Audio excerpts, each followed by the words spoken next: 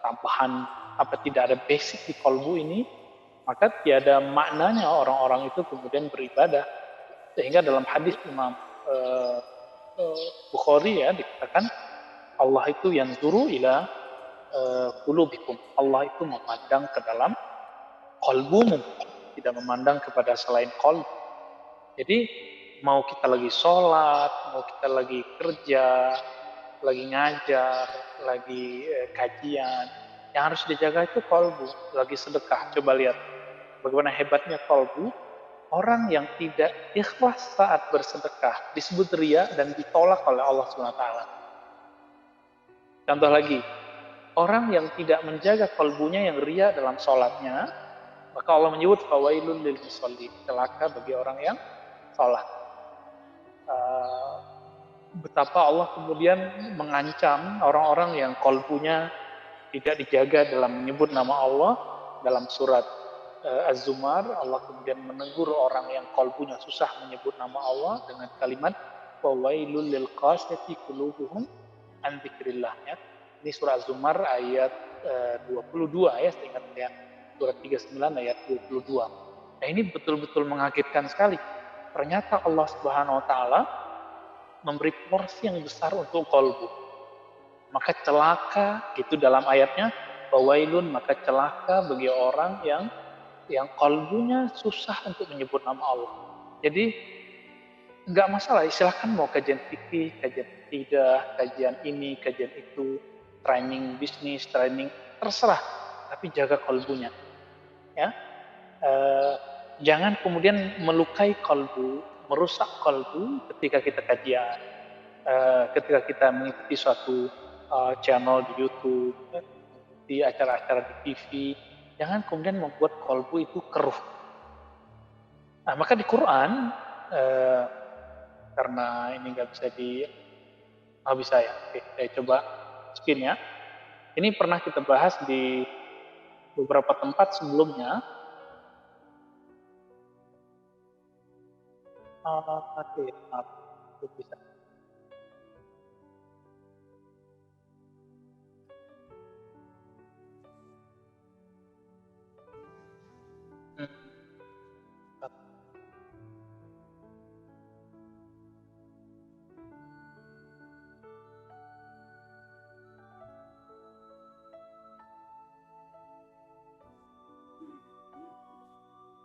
Ini? Ya, ternyata nggak bisa dimasukin. Udah nggak apa-apa deh. Ya, kita buka Quran aja, ya. Buka Quran aja kalau yang ada Quran di depannya, atau diingat kalau yang bagi hafal ya. Coba lihat ke Al-Quran mempunyai gambaran-gambaran yang sangat jelas tentang kolbu. Contohnya Al-Baqarah yang sering kita baca. Ayat 10 ya, surat 2 ayat 10 coba dibuka. Fi qulubihim maradun fazadahumullahu maradah. Jadi Allah kemudian menyebutkan tabiat pertama dari orang-orang yang punya kolbu itu adalah tabiat marad, ya, tabiat marad. Di dalam kolbu mereka ada marad, ada penyakit. Ini salah satu tabiat yang penting kita kenali juga ya. Di dalam kolbu mereka ada marad. Apa arti marad? Penyakit.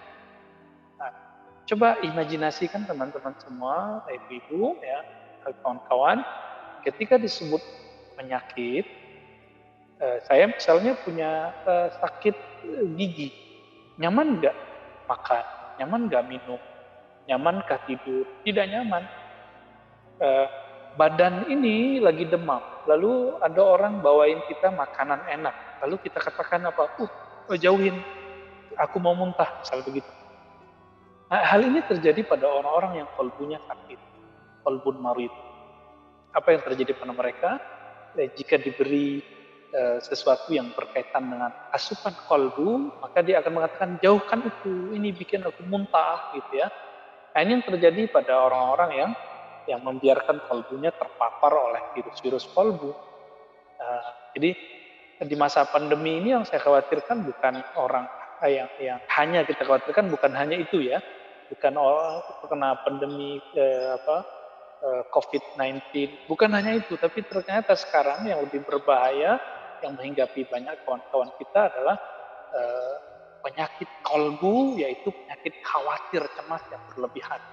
Lalu ada prasangka kepada Allah, kenapa sih hidup begini, kenapa masa kita begini. Jadi kemudian ada perasaan-perasaan yang tidak benar muncul di dalam dirinya. Nah, ini yang tidak baik. Nah, teman-teman semua, ketika Allah mengatakan fi qulubihim marad, di dalam kolbu, ini langsung ada penegasan di dalam kolbu mereka ada marad. Tapi jangan biarkan teman-teman marad itu, di sini ada tambahan fazadahullah marad. Orang yang di kolbunya ada sombong, lalu dia jadi santri, punya ilmu dikit tambah sombong. Begitu juga orang yang punya sombong, lalu dia punya motor, itu bisa sombong. Nah, nanti tambah bagus motornya, tambah gede juga sombongnya.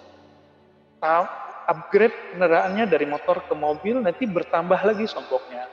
Tadi rumahnya kecil, dia sombong. Nanti rumahnya besar, lebih sombong lagi. Begitu juga penyakit bakhil, penyakit pelit. Orang kalau udah miskin sombong, nah nanti kalau dia bertambah duitnya, bertambah besar juga pelitnya.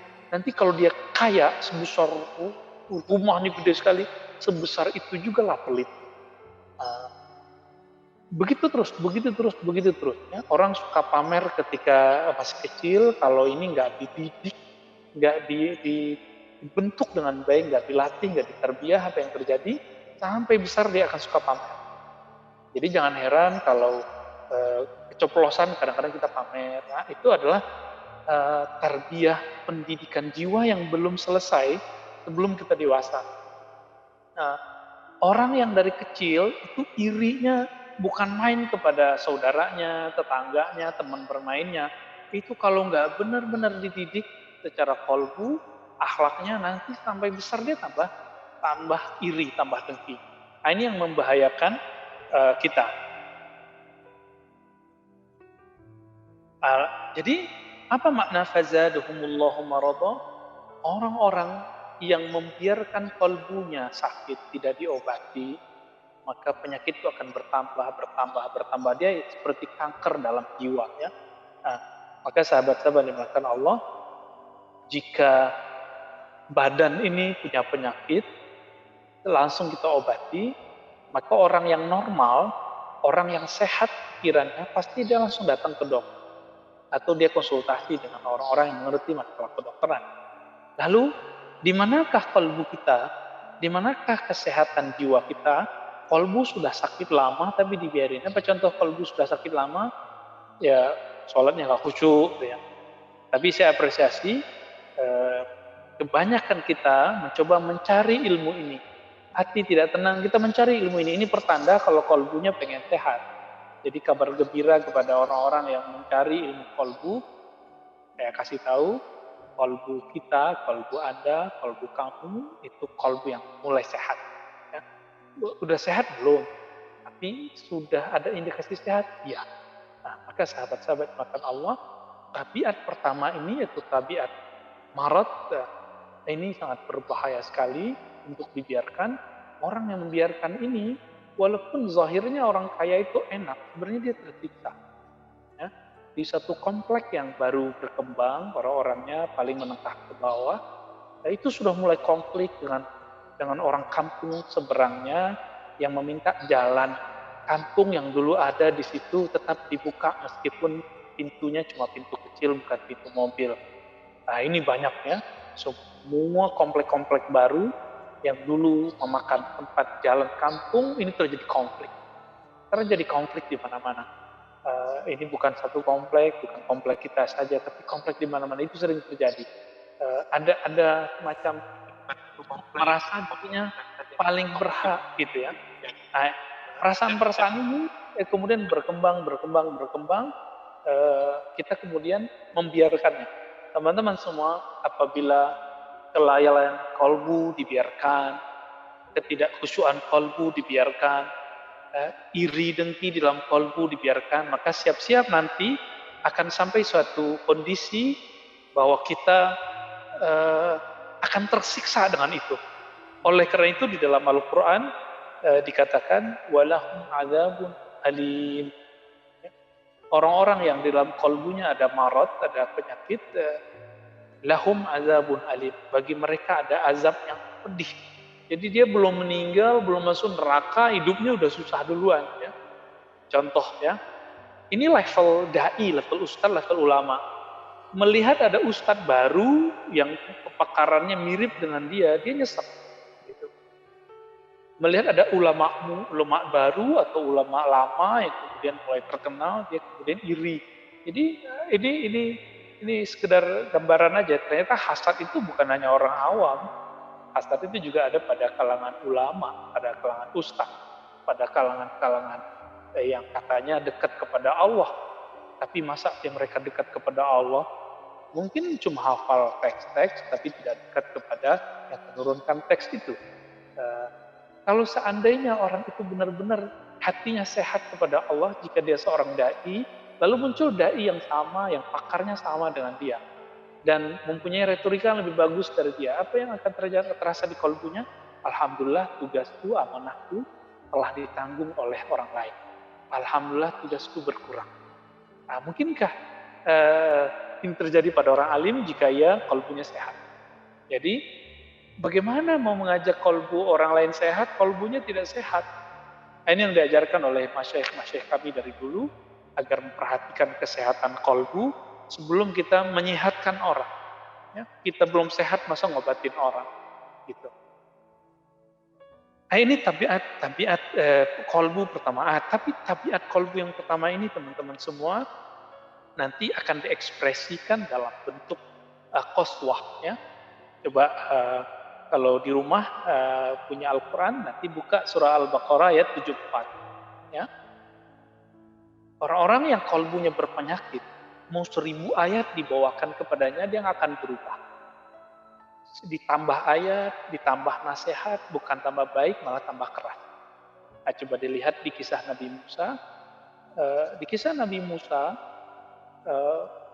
Bani Israel itu minta apa?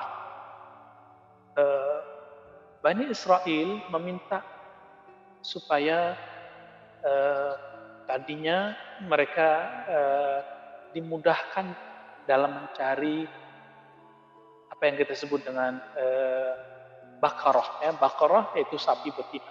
Lalu kemudian dimudahkan, bukannya tambah mudah, malah tambah sulit karena lebih spesifik warnanya. Lalu kemudian terjadi kisah apa setelah itu? Kisah ada kematian.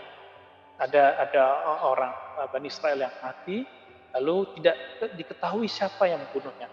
Coba canggihnya mukjizat Nabi Musa, lalu ekor sapi betina itu diambil, dipukulkan kepada orang yang mati itu berbicara. Lalu dia bercerita siapa yang membunuhnya. Apakah orang-orang Bani Israel bertambah imannya setelah itu? Tidak. Ya. Jadi orang-orang munafik yang kalbunya ada marad, ya, itu bukanlah bertambah iman ketika melihat keajaiban dan ayat-ayat Allah. Yang terjadi apa? Bertambah jauh kepada Allah Subhanahu wa taala. Nah, teman-teman semua, saya tidak boleh mengatakan diri saya terbebas dari kemunafikan. Begitu juga antum semua tidak boleh mengatakan aku terbebas dari munafik. Justru saja kita semua harus menuduh diri kita ini munafik. Kenapa? Imam Al-Hasan Al-Basri mengatakan, aku bertemu puluhan sahabat Nabi, tidak ada satupun mereka mengatakan qalbuku setinggi ilmannya Jibril alaihissalam. Nah, ini penting sekali. Lalu dikatakan di situ, man amina minan nifaq fahuwa munafik. Siapa yang merasa dirinya aman dari kemunafikan, hati-hati dia terjebak kepada munafik sebenarnya. Ya, mungkin awalnya baru munafik kecil, lama-lama dibiarkan, dia nanti kayak cancer ya, tambah besar dan tambah berbahaya. Nah, coba dia di surat Al-Baqarah tadi ayat 74, Tsumma qasat qulubukum min ba'di dzalika fahiya kal hijarah. Nah, ini karakter kalbu yang kalau dibiarkan dia berpenyakit, dibiarkan dia seperti itu, qasat qulub. Lalu pakai kata thumma dalam bahasa Arab. Thumma itu menunjukkan proses yang lumayan panjang, jarak tempo, dalam tempo yang memang juga lama, qasat qulubuhum. Kalbu mereka menjadi kesat. Jadi udah jadi bahasa Indonesia nih, kesat, keras. Mimba dzalika, setelah mereka melihat ayat-ayat Allah yang hebat itu, bahya kal hijarah, maka dia seperti hijarah, menjadi batu awasyaddu qaswah, atau lebih keras dari itu. Jika di Bani Israel terjadi itu, maka di zaman sekarang apa? Pada ummah al-Muhammadiyah, al-Muhammadiyah. Keajaiban-keajaiban sekarang itu misalnya rezeki yang lancar, penyakit yang disembuhkan, jodoh yang ajaib, semua itu adalah ayat-ayat Allah Subhanahu wa taala. Orang-orang yang di kalbunya dibiarkan ada penyakit, bertambah nikmat, bukan bertambah ketulusan kepada Allah. Nanti yang bertambah adalah keluhan. Ya, inilah yang terjadi pada orang-orang yang biarkan kalbunya ada marad. Teman-teman semua, sahabat dan Allah, namun kabar gembiranya tadi, selama masih mau mengobati kalbu, membiarkan mempelajari ilmu kalbu, latihan zikir kalbu, insya Allah ini pertanda bahwa kalbu kita akan menjadi baik. Oke, kembali ke surat tadi ya, surat Al-Baqarah ayat 10 ya, fi qulubihim marad. Nah, sekarang kita mundur. Jadi ada karakter yang kalau sudah lama dia keras, maka kita mundur ayat ke-7. Kalau sudah keras, kesat, lalu terjadilah tutupan di kalbu, apapun usahanya tidak ada lagi yang akan bisa merubahnya. Nah, ini yang disebut dengan qalbul kafir atau qalbul mayyit. Kalbu orang yang mati. Kalbu yang mati, bukan kalbu orang yang mati. Al-qalbul mayyit. Kalbu yang mati. Kadang juga al-qalb itu juga diartikan feminim ya, al-qalbul mayyitah ya. Kalbu yang mati dalam ayat ke-7, khatamallahu ala qulubihim. Nah, ini kita balik ya, memang ya, dari munafik dulu, lalu kufur, nanti baru yang benernya gimana gitu ya. Oke, kembali ke ayat yang ke-7, khatamallahu ala qulubihim. Jadi karakter kalbu yang berbahaya ini disebut dengan kalbu yang mati ketika Allah Subhanahu wa taala telah membiarkan kalbu itu tidak mau lagi memandangnya, maka disebut kondisi ini dengan kalbu al-mayyit ya, atau al-qalbul makhtumah ya, kalbu yang telah dicap oleh Allah Subhanahu wa taala. Jadi kalau di terjemahan Melayu lama, saya masih ingat beberapa penafsiran lama ketika menyebut khatamullah, Mahmud Yunus gitu ya. Allah mencap gitu. Artinya Allah sudah menandai diri mereka, kalbu mereka ini nggak bisa diapa-apain lagi. Ini juga lah terjemahan dari Imam Hajar ketika menyebutkan ayat-ayat atau hadis-hadis ya. Wala yanzurullahu ilaih. Allah tidak memandang kepadanya. Itu bagian daripada khatam ya. Karena innallaha yanzuru ila qulubikum, Allah memandang ke qalbum, Allah memandang ke dalam ruhanimu, ke dalam qalbumu. Jika di dalamnya memang sudah tidak bisa dirubah, inilah yang disebut kemudian dengan qalbu yang mati. Kalau qalbu sudah mati, maka nanti nular. Awala sam'ihim, dia nggak mau dengar. Ya, mau 1000 dalil juga nggak mau dengar. Kalau yang tadi munafik itu masih maju mundur, masih ada harapan. Dan yang berikutnya mengalir, nyebar ke mata. Jadi sehebat apapun ayat-ayat Allah di depannya, dia nggak ada efek apa-apa. Ya, kalau orang munafik masih ada pertanyaan-pertanyaan dalam dirinya. Kalau aku tolak, kayaknya benar. Kalau dia nggak benar, lalu mereka bingung lagi. Jadi orang-orang munafik ini bingung sepanjang hidupnya, seperti yang disebutkan dalam ayat berikutnya ya, di ayat 15 itu, wa yamudduhum fi tughyanihim ya'mah. Mereka Allah biarkan terombang-ambing dalam kesesatan mereka. Nah, beda dengan orang kafir. Orang kafir itu emang sudah gelap semuanya, ya. Walahum adzabun azim, bagi mereka azab yang azim. Nah, sahabat-sahabat semua, jadi dua karakter ini kita harus jauh-jauh lah dari ini, ya. Tapi saya pastikan kita yang ikut kajian, yang masih mau, apapun alirannya, mau dia aliran keras, mau aliran lembut, mau aliran sufi, mau aliran salafi, mau aliran jemaah tabligh, mau aliran Muhammadiyah, selama masih mau ngaji, maka dapat dipastikan kolbunya bukan kolbu orang yang kafir, bukan kolbu yang mati, ya. Meskipun misalnya Ustadz dia sufi Ustadz, dia salafi Ustadz, nggak ada masalah, ya. Apapun alirannya tidak ada masalah.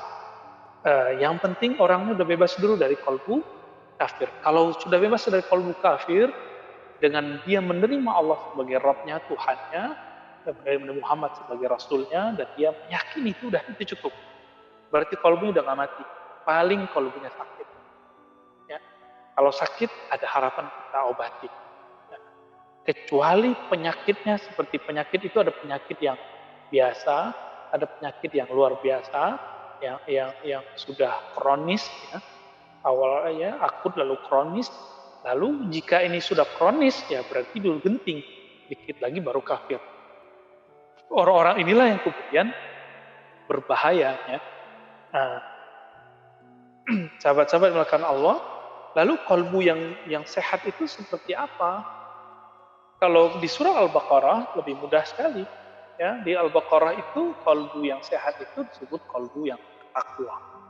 Nah, maka di ayat ketiga itu Allah Ta'ala langsung menyebutkan amal kolbu. Ini ayat ini sering dibaca, tapi saya heran kenapa orang tidak eksplorasi persoalan ini gitu, ya. Ayat ketiga Allah menyebutkan orang yang muttaqin. Apa kata Nabi? Takwa itu di sini, di dalam kolbu. Jadi bukan di kopiah saya, di baju koko yang putih, di serban, bukan, ya. Jadi ketakwaan itu Nabi mengatakan hahuna, takwa itu di sini, di dalam ini. Nah, sahabat-sahabat yang melakukan Allah, ketika Allah menjelaskan karakter-karakter orang yang punya kolbu, di dalam kolbunya ada takwa, inilah yang disebut orang-orang yang sehat secara rohani, sehat secara kolbu. Jadi inilah perbedaan antara sehat versi kita dengan sehat versi dokter. Ya, kalau dokter, psikiater, paling ditanyanya pernah merasa ada suara-suara aneh nggak, bisikan aneh nggak? Kalau kita bukan itu. Orang yang sehat dalam kolbunya adalah orang yang alladzina yu'minuna bil ghaib. Orang-orang yang percaya kepada yang gaib. Yang gaib itu ada yang maha gaib, yaitu Allah Subhanahu wa taala, ada yang gaib sekarang tapi tidak gaib nanti, yaitu surga dan neraka, alam kubur, padang mahsyar, itu kita sebut gaib juga. Orang-orang ini, orang-orang yang punya kolbu ini, karakternya bukan melaksanakan sholat, musolli, bukan. Karena musolli dalam Al-Quran, fawailul lil musallin, celaka bagi orang yang sholat. Tapi karakter mereka adalah muqimus sholat. Mereka mukim sholatnya. Mukim sholatnya dapat diartikan dalam dua makna. Pertama, muqimus sholat berarti mereka melaksanakan dan menunaikan syarat dan rukun sholat. Tapi ada makna yang lain, mukim. Misalnya di Quran itu ada tentang ayat azabun mukim, ya. Maqam Ibrahim. Maqam itu mirip-mirip kalimatnya. Maqam tempat berdiri, tempat bermakom, tempat mukim. Azabun mukim, azab yang dia bermakom di situ, dia lama di situ, dia kekal di situ. Nah, yuqimuna shalah, orang-orang yang senantiasa mendirikan makom sholatnya di segala keadaan. Itu sebabnya yuqimuna shalah itu sering menggunakan kalimat kata kerja, ya. Yuqimuna, aqamu shalah, ya. Itu lebih banyak daripada pakai menggunakan masdar, ya, abstrak, iqamatus shalah atau iqamus shalah, ya. Artinya mereka selalu akan istiqomah dengan sholat. Nah, sahabat-sahabat yang makan Allah, jadi ini amal kolbu, ini bukan amal fisik. Jadi di sini bukan main debatnya, bukan masalah celana jingkrang lagi, bukan sholatnya pakai jenggot atau tidak. Ini baru-baru ini saya dikabari, ditanya oleh teman, Ustadz, apa hukumnya sajadahnya gambarnya gambar Ka'bah. Lalu ada seorang syekh dari Arab sana mengatakan, loh itu kan menghina Ka'bah. Loh, jadi dia punya persepsi dia samain dengan persepsi orang. Persepsi dia, kalau kita sholat, di sejadahnya ada gambar Ka'bah, berarti kita sedang menghina Ka'bah. Justru sebaliknya, kita ketika sholat, sajadah kita ada Ka'bahnya, lalu kita sujud dan kita mencium Ka'bah dengan hidung kita, menyentuh dengan jidat kening kita. Di situ ada penghormatan yang luar biasa. Bukan berarti kita sudah menginjak Ka'bah, mana ada orang menginjak Ka'bah. Ya, menginjak foto Ka'bah, nggak ada. Kita nggak ada niat begitu. Jadi beda tasawur, beda deskripsi suatu masalah akan beda hukum. Ya, nah, mungkin pada orang yang mengharamkan itu, jika dia berpikir kalau sajadah aku taruh di bawah, itu berarti menghina Ka'bah, ya terserah dia. Itu hukumnya berlaku bagi dia, bukan bagi orang lain. Lalu ada kalimat, Allah itu nggak langsung bilang yunfikun, wa fi amwalihim, misalnya dalam harta mereka yunfikun nggak. Tapi Allah kasih tauhid di situ, wa mimma razaqna, dan dari sebagian apa yang kami berikan rezeki kepada mereka. Nah, rezeki itu ternyata tidak hanya rezeki materi, tapi juga imateri. Sebagai contoh, kita menemukan di dalam ayat syuhada, orang-orang tentang syuhada, wala taqulu lima yuqtalu fi sabilillah abad bal ahyaun inda rabbihim yurzaqun. Orang-orang yang syahid fi sabilillah, mereka hidup di sisi Rabb mereka dan diberi rezeki. Rezeki apa yang diberi kepada mereka? Tentu bukan rezeki fisik, tapi itu rezeki rohani. Karena teman-teman semua, seperti yang terdapat dalam beberapa kitab-kitab akidah, ya, misalnya Al-Habib Ibn Sumaid mengatakan apa? Dunia ini negeri taklif, negeri tugas, amalan, beban, wa ibadah, ya, dan itu juga negeri ibadah, negeri takorrub.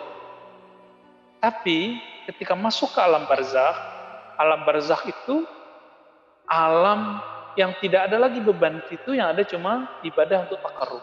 Jadi orang-orang yang sudah masuk ke alam barzakh itu mereka masih sholat, masih ibadah, masih zikir, tapi bukan cari pahala lagi. Mereka hanya ingin mendekat kepada Allah Subhanahu Wa Taala yang maha dekat itu. Wa mimma razaqnahum yunfikun. Ini ayat tauhid. Jadi ini ayat kolbu. Ini berbicara kolbu. Dan di antara yang kami kirimkan kepada mereka, mereka infakkan. Disinilah terbukti kolbu mereka bening dari iri dan dengki. Kenapa? Mereka meyakini bahwa rizki itu datang dari Allah Subhanahu Wa Taala. Allah ketika kirim rizki tidak mungkin salah kita. Nah, ini pernah kita bahas sebelumnya, ya. Teman, saya sering contohkan. Masih ingat atau tidak? Jika ada JNE, Tiki, Pos-nya mengirim satu barang, lengkap alamatnya, apakah dia salah kirim? Pasti dia tidak akan pernah salah kirim.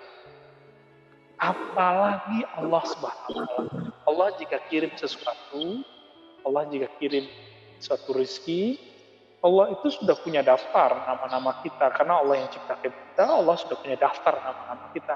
Kapan dapat rezekinya, jam berapa, detik keberapa, hari apa, barang apa yang dia dapat, rezeki mana yang dia peroleh, itu sudah lengkap semua. Nah, tergantung sekarang kita mau untuk meridainya. Jadi teman-teman semua, mari coba sekarang meridai apa yang didapat, gitu. Meyakini bahwa ini benar-benar darinya. Kalau begini mungkinkah ada orang yang iri dengki? Saya yakin tidak ada orang yang iri dengki. Kenapa? Allah pasti tidak pernah salah kirim. Ya. Nah, coba lihat di ayat berikutnya, ayat keempat. Itu ayat qalbu semua. Mereka mengimani apa yang diturunkan kepada engkau, hai Muhammad, dan yang diturunkan kepada sebelum engkau, hai Muhammad, dan terhadap akhirat mereka yakin. Yuqinu, mereka yakin.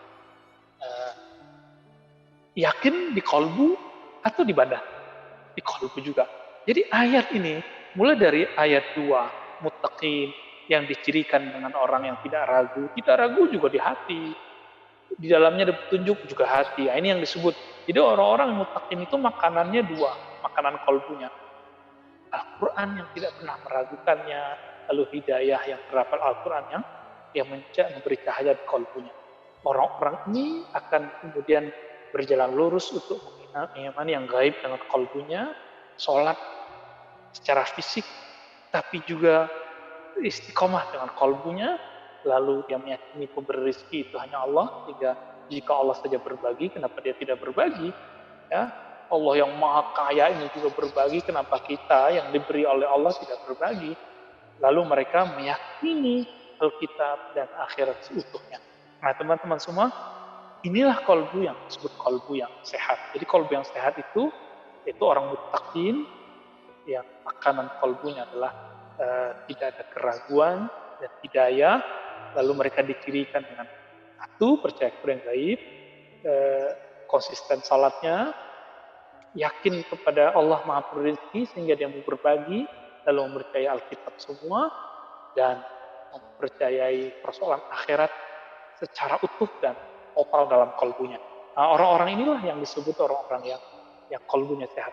Jadi menjadi kolbu sehat itu sederhana sekali, cukup lakukan ayat 2 sampai 4 ini, kita sudah disebut hatinya sehat, ya, terbebas. Jadi orang yang kolbu sehat itu gamblang sekali. Al-Baqarah 2 sampai 4. Jadi 1, 2, 3 ayat. Orang-orang munafik lebih gamblang lagi. Cukup 2 ayat. Ya, apa itu? Ciri-cirinya jika diingatkan ataupun tidak diingatkan sama saja bagi mereka, mereka tidak akan berubah. Yang disebut kolbunya mati karena Allah tidak lagi memandang ke kolbu. Kita berlindung kepada Allah supaya jangan sampai Allah memaling wajah pandangan keridhaannya dari kolbu kita. Dan yang ketiga, orang-orang yang kolbunya sakit. Ini ayatnya banyak sekali, ya, mulai dari ayat yang ke-8 sampai ayat yang ke-20. Jadi 8 sampai 20 berarti ada berapa ayat tentang karakter orang munafik. Ya, hitungnya ayat 8 sampai 20, sangat banyak sekali.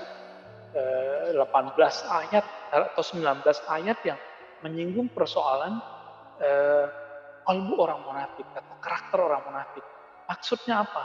Ternyata orang-orang munafik itu karena dia tersembunyi di kalbunya, sehingga susah untuk mengenalinya, termasuk saya susah untuk mengenali diri saya ini munafik atau tidak. Jadi ini boleh disebut sebagai jika kita memeriksakan kesehatan ke rumah sakit, MCU gitu ya, medical check up, maka inilah medical check up untuk kalbu. Coba dicek di ayat yang ke-8 kita punya karakter itu atau tidak. Ayat 9, 10, 11 sampai ayat ke-20. Jadi pertanyaannya kalau orang di luar sana bertanya, gimana cara mengetahui kita ini munafik atau tidak? Nah, coba lihat. Mulai dari ayat 8 sampai ayat 20, adakah sifat kita yang mirip dengan mereka? Semirip saja. Jika ada, pastikan dalam diri, oh ya Allah, berarti aku punya penyakit kalbu, tolong obati ya Allah. Begitu teman-teman semua. Saya harap semoga Allah Subhanahu wa taala melindungi kalbu kita dari penyakitnya. Seperti yang saya katakan tadi, kita insya Allah aman dari penyakit dari kematian kalbu, karena dengan mau ngaji begini, insya Allah kalbu nggak sakit. Tapi termasuk saya, tidak ada jaminan bahwa kalbu saya yang menyampaikan ini, begitu juga teman-teman semua, ibu-ibu, bapak, teman-teman, sahabat, aman dari penyakit. Jadi mari rawat kalbu, mari obati kalbu. Ya. Kira-kira begitu, Musa, Bu Tina dan teman-teman, silahkan kalau mungkin ada yang disampaikan, ditanyakan. Baik, baik.